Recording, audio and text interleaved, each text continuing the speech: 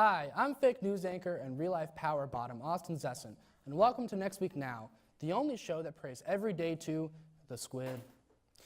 Now, usually my cohort and champion of the squid people, Ethan Yoon, would be hosting the show, but unfortunately, he got really caught up in our pyramid scheme, donation drive, so here I am. Wait a minute. Logan isn't here either producing, and our technical producer, Michaela, is still in therapy for the thing I said last month. So technically, I'm the only one in charge here, America. And while the bosses are away, the mice will play. That's right, by the end of this broadcast, I will be naked. Oh yeah. My nipples are hardening up as we speak. Speaking of hard nipples, let's talk about the man, the myth, the orange, Donald Trump. So, on March 20th, the Washington Post broke a story that my homeboy, Donnie T, the U.S. president, yes, that U.S., not the other one you're thinking of, congratulated Russia's infamous Emperor Palpatine impersonator, Vladimir Putin. And yes, we do mean that Russia, not that other one. To the eyes of many Americans, this is an obvious no-no. Vladimir Putin blatantly uses force, fear, and underhanded tactics to gain and control power. At least Trump tries to hide it, so respect. Simply, this was so clearly a bad idea, it is crazy to think that no one on the president's team tried to stop him. Oh wait, they did.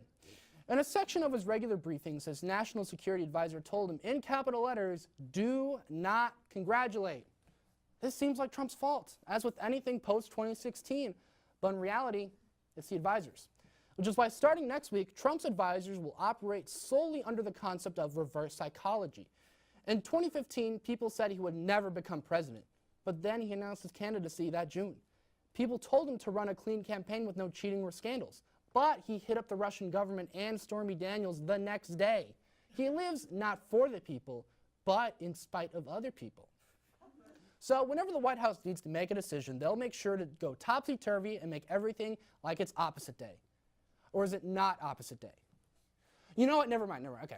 Which is also a genius play by the White House staff. So when Trump inevitably tries to nuke all the McDonald's so he can once and for all have the sweet, sweet Szechuan sauce for himself, all the White House documents will clearly say, pretty please with sugar on top, don't obliterate Mickey D's from the face of the earth. And especially don't profit millions of dollars from selling all your sauce at a premium markup.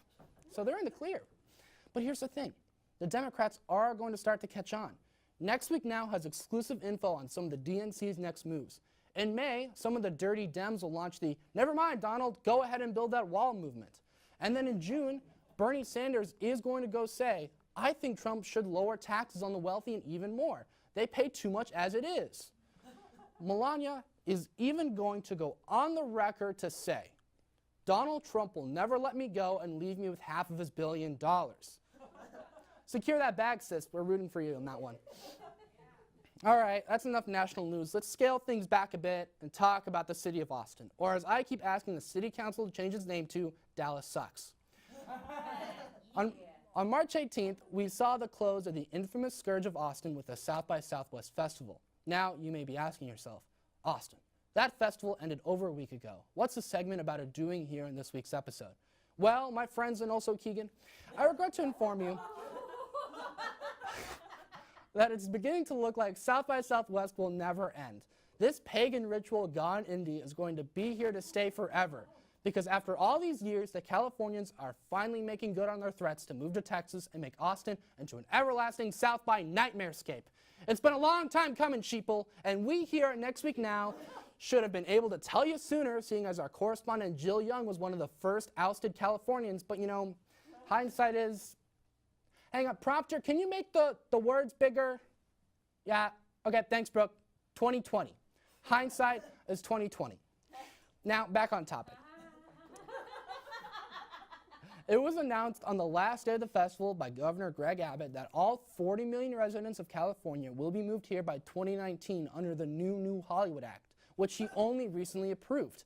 When we asked the traitor why he would ever approve such a horrible idea, he was quoted saying, "Yummy, yummy, yummy, give me that sweet, sweet money, money, money, must be funny in a rich man's world." There's been quite a panic ever since, but starting Monday, it will become a loud panic when the local Austin government announces that in order to appease the Californians, they'll be implementing a number of new policies. So without further ado, here's what you have to look forward to. Firstly, all cars will be replaced by ball hoppers in order to cut down on air pollution and raise general fun levels. The only upside to this is that our thigh game will be, and I quote, super tight AF. Though, instead of turn signals, everyone will be required to yell, "Yee-haw!" with an angry gusto. Then, Lake Travis will be drained of all of its sweet water and filled instead with Topo Chico, so we can be pretentious on tap. And lastly, all the books in the Fine Arts Library must be ground into an edible, gluten-free paste, as it is that all Californians must consume until they acclimate. Be prepared for the West Coast apocalypse, people. All right, we're going to take a short break, and when we come back, Easter. Can we trust it?